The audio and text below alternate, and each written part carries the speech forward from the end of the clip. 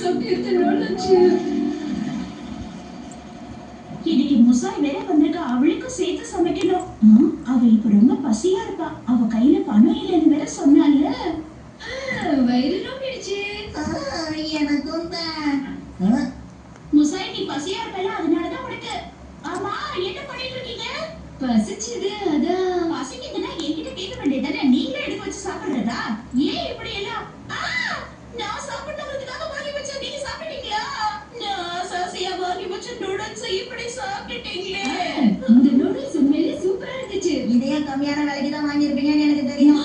குழந்தை மாதிரி பண்றீங்க, எப்ப பார்த்தாலும் உனக்கு மத்தவங்களோட சாப்பாடு எடுக்கிறதா வேலையா? அதெல்லாம் ஒண்ணும் கிடையாது, உனக்கு மட்டும்தான் அந்த பழக்கம் இருக்கு. எனக்கு அந்த மாதிரி பழக்கம் கிடையாது. சின்ன வயசுல இருந்தே நீ தான் அப்படி பண்ணுவ. இந்த நூடுல்ஸ் சாப்பிட்டதுக்கு என்ன இவ்வளவு குறை சொல்ற? அம்மா கொண்டு வர நூடுல்ஸ் நல்லாவே இல்லையே.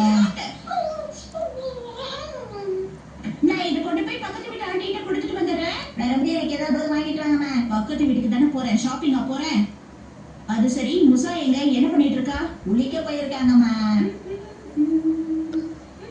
ஷின்சானும் முசாயும் சேர்ந்து